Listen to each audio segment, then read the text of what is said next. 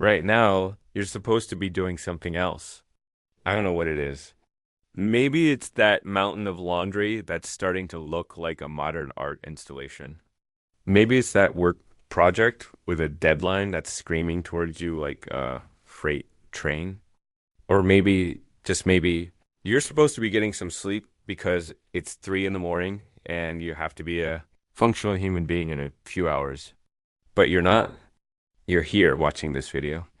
And that's a fascinating choice because you know you should probably be doing that other thing. Procrastination and laziness are often confused, but they are fundamentally different beasts. Laziness is a conscious decision, an open and honest refusal to do something simply because you don't feel like it. It's an act of apathy. Procrastination, on the other hand, is a far more complex and insidious creature. It's the act of wanting to do the thing, fully intending to do the thing, but just not right now. You'll do it tomorrow. Or maybe after this video, because hey, this is educational, right? It's practically productive. You're learning about the very thing that's stopping you from being productive. It's a beautiful, self-justifying loop. And for the sake of this little exploration we're on, we're going to say yes. That logic is absolutely sound, not to understand what happens during a classic bout of procrastination. You need to meet the two main players battling it out inside your skull. In one corner, we have the prefrontal cortex. This is the sophisticated, rational, forward-thinking part of your brain. It's the part that makes plans, understands consequences, and tells you that studying for that exam is a logically sound decision that will benefit your future self. It's the voice of reason. And in the other corner, weighing in at a metaphorical 260 pounds of pure impulse, we have the limbic system.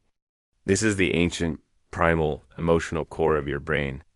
It's the part that screams, oh my God, a new cat video just dropped. I must watch it immediately. The limbic system has been around for as long as animals have had brains.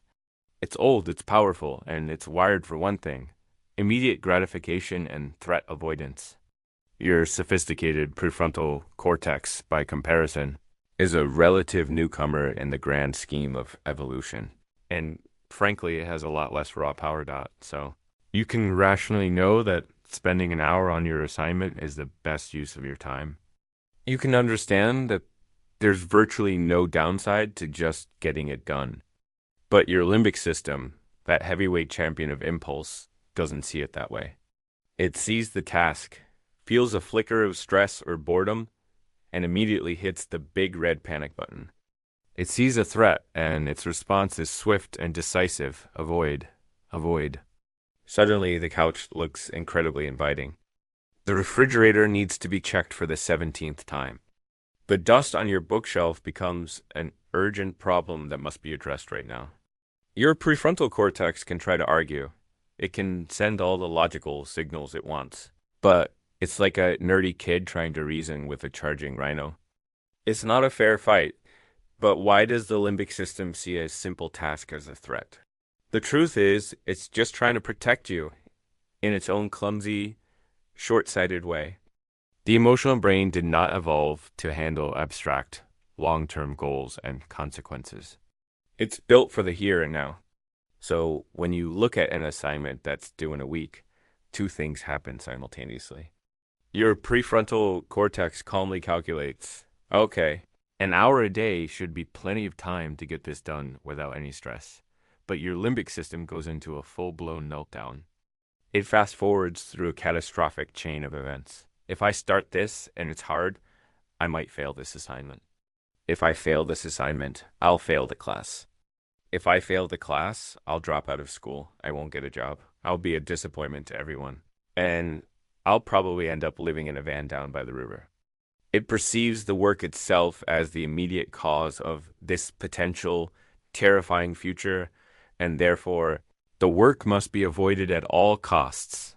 Your thinky brain can try its best to intervene, to send calming signals that everything is, in fact, going to be fine. But its efforts are often completely overwhelmed. In fact, the situation is often worse than that. Your prefrontal cortex, seeing how intimidated and stressed the limbic system is, will sometimes get so flustered that it actually switches sides. It joins the opposition and starts actively justifying the decision to procrastinate. It will come up with brilliant excuses. You work better under pressure anyway, or you need to be in the right mindset for this. And now just isn't the time, or a little break will help you. Recharge your creative batteries. Your own rational brain becomes an accomplice in its own downfall. This threat response can be triggered by a variety of feelings, not just pure anxiety. The work might seem overwhelmingly large and complex, and you don't even know where to begin. That feeling of being overwhelmed is a threat. Or maybe you're afraid of a different kind of failure. You're scared that if you pour your heart and soul into this task, if you give it your absolute best effort, and you still fail, then you'll have no excuses left. You won't be able to blame it on a lack of time or a last-minute rush. The failure will feel like a direct reflection of your own fundamental inability to succeed. That's a terrifying thought, and it's much easier to just not try your best. But let's be honest, most of the time. The reason is much simpler.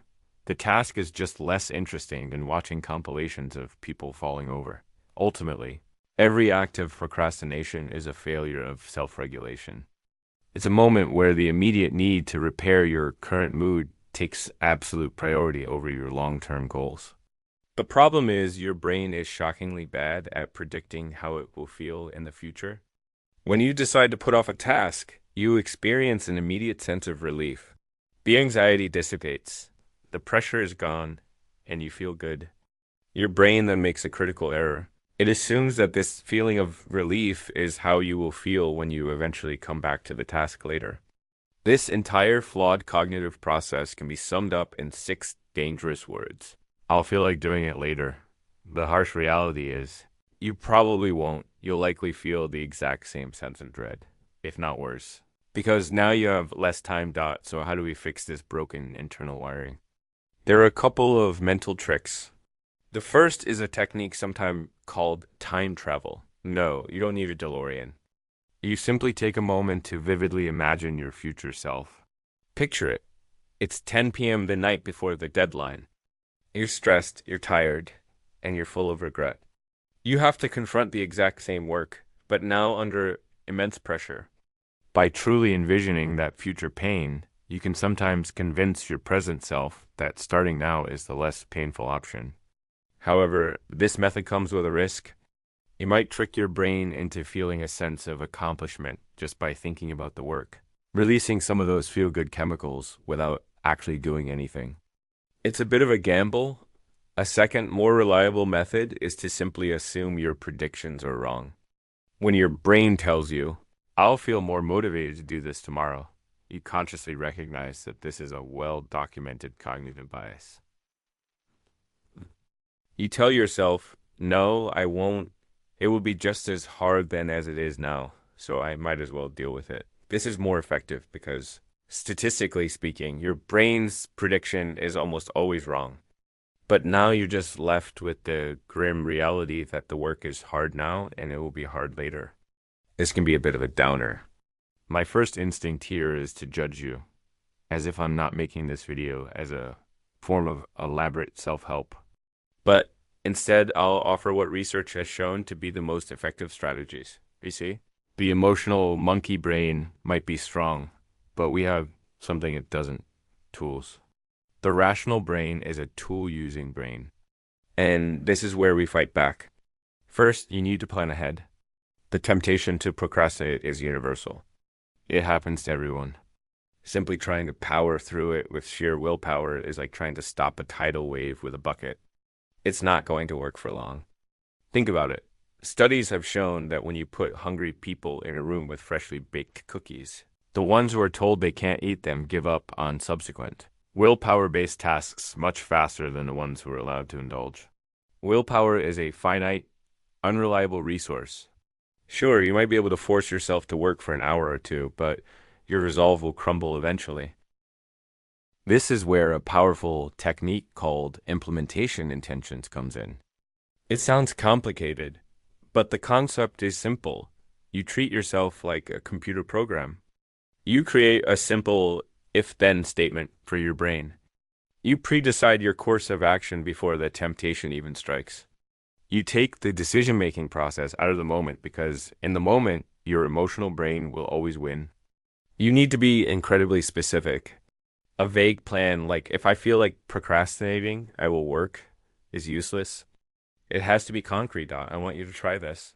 The next time you feel the urge to procrastinate, stop and write down the exact thought or feeling that's triggering it. Is it, this is too hard? Is it, I'm too tired? Is it, I'll just check my phone for 1 minute? That specific thought is your new if statement. Now, create your then statement. This should be a series of small, ridiculously easy first steps to get you started. For example, if I think this is too boring, then I will close all other tabs, open the document, pick up my pen, and write the first sentence. My personal one might be, if I feel overwhelmed by video editing, then I will open the software, import one clip, and make the first cut. You are creating a pre-programmed response that bypasses the emotional debate. You've already decided what to do, but getting started is only the first battle. The war against procrastination is long. You might be working diligently, have a legitimate question, and turn to Google for a quick search.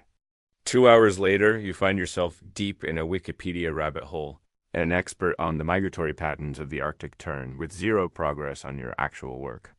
The good news is you can use implementation intentions here as well. If I open a new tab for a reason unrelated to my current task, then I will immediately close it. This is effective. But it's even more tricky when it comes to the ultimate distraction device, your phone. This brings us to our second tool, elimination. You have to be ruthless.